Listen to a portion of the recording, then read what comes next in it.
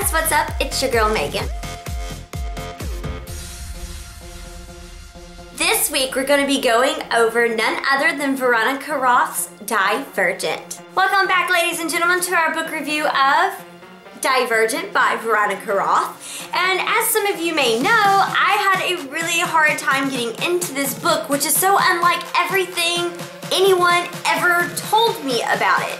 So with that said, this is going to be our very first ever book versus movie. Let's start off with the book. The book is a wonderful premise. We once again have a dystopia where it's been after wars and the world is not like the world. It's all decrepit and all that fun stuff that we've seen in many of books here lately, especially The Hunger Games, and it's actually set in Chicago. And there is now a set of factions to work over the government, and there are 5 different factions. Now, I think that's a really cool premise. I mean, you have the Amity, who are really sweet and kind and would be like the hippies, and then you have the Erudite, who are the very smart ones. You have the Candors, who can't lie, who'd be like your lawyer. Then you have the Abnegation, who are very selfless people, and they only think of others.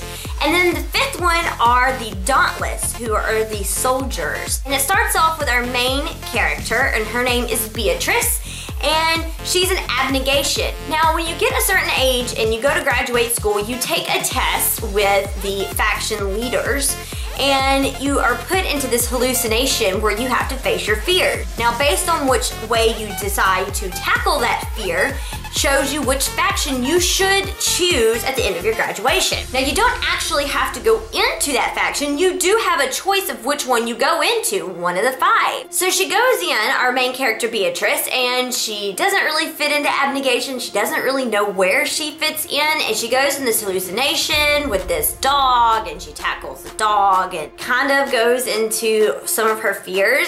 And she ends up actually being divergent, which means she's not belonging to any of the 5 factions. Now that premise is really cool. I liked that idea. However, everyone keeps freaking out about being factionless. And in reality, being factionless just means that you're kind of like a homeless person. You don't really belong to any 5. You don't really belong to any family. You're just homeless and by yourself. Now, I think if the result of not making it through a faction would have been a little more, maybe you get killed or you have to do something tragic, but just if you don't make it, you're homeless. It's actually not that bad. I mean, is it pleasant? Is it what you want it to be? No, but at the end of the day, I'd rather be homeless than I would be being killed in an arena. I kind of had a problem with that being the biggest part of the book, is will she make it through her faction or will she just be homeless? I mean, not a bad gig when you think of some of the other books we've read. So going forward, she ends up choosing to be Dauntless, but she has to hide from the government because Divergent's mind can't be controlled. They think of things in a different way. But she ends up going into Dauntless, and she goes into training. And that's where the second part of the book that I really didn't care for comes into fact. I feel like Veronica Roth spent a lot of time talking about her training. I found it very boring. I didn't care that she had to throw knives at a target or that she had to learn to beat up people. I just kind of felt like it got dragged on a lot. So that really did bother me, and it also bothered me how much Beatrice cried during the whole entire training. I feel like if there's going to be a strong character, in which I am very much all about strong women characters, then she shouldn't have cried. I mean, I just feel like it kind of got like wah at a time, and I just wanted her to be like a strong kick girl, you know, type person who could just like balls deep into it and not give a shit what other people were thinking. Once she gets into her faction of Dauntless, she of course has to make it above the top 20 people, and if she does, she gets chosen to come into the Dauntless, and if not, she does become factionless.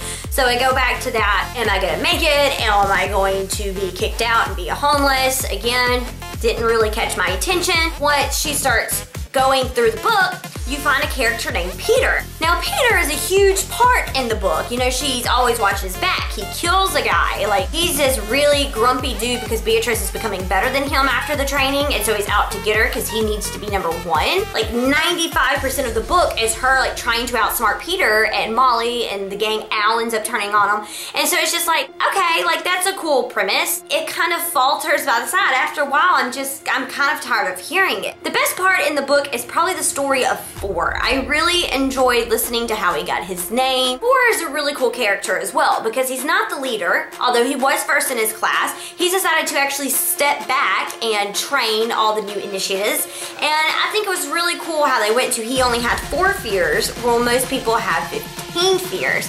And so his character's really cool, and I really liked when him and Beatrice decided they liked each other and, you know, wanted to be together. Once we get on into the book, it ends up becoming a war because we have this lady named Janine who is like this mind control person and doesn't believe that people should have a choice in how they act, and so she ends up like shooting them with a truth serum, and they all go like into an army stance, and their minds can be controlled, and they start to go against the abnegation. Now, if you're divergent, you cannot be controlled in your mind. So when they inject them with the serum, she actually doesn't get controlled.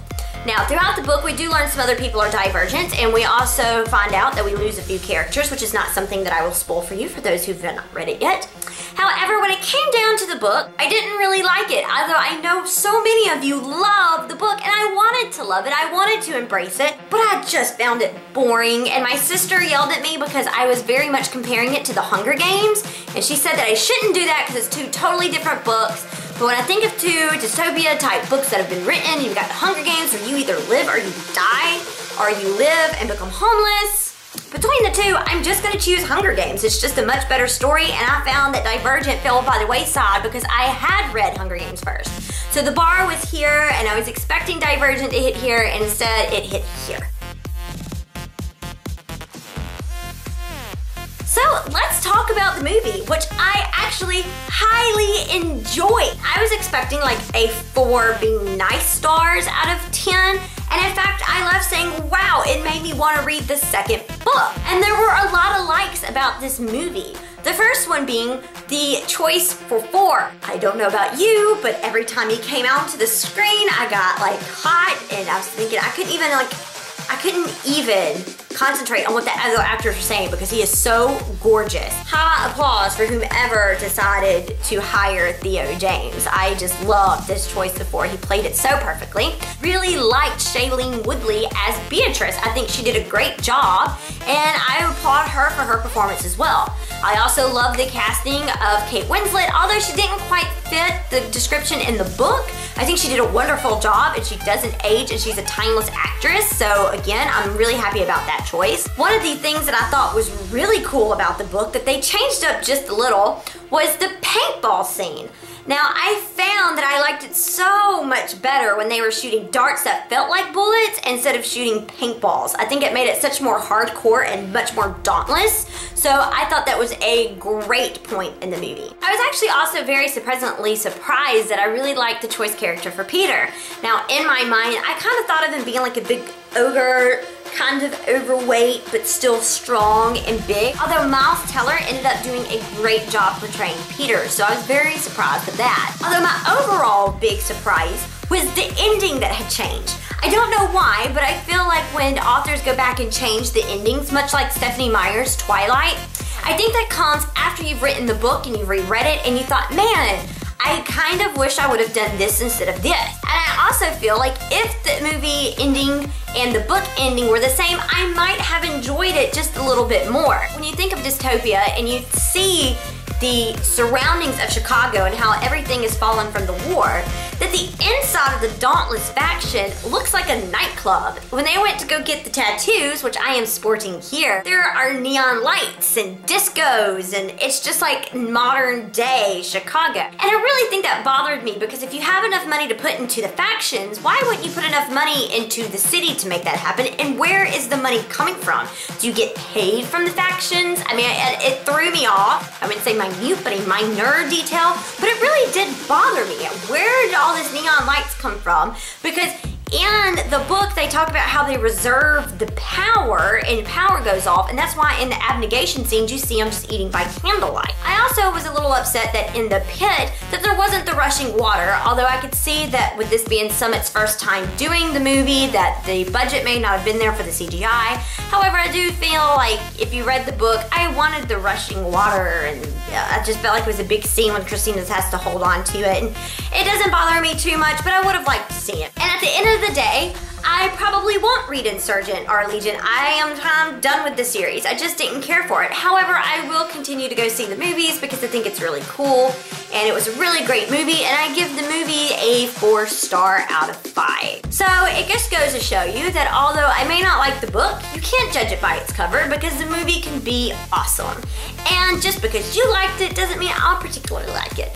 So I'm really glad that I at least picked it up to attempt it, and at the end of the day, I just found that it wasn't for me. Thanks for watching, and make sure you subscribe to my channel and follow me on Facebook and Twitter, where I am often doing my tweets and reads. Until next time, laters baby. Bye!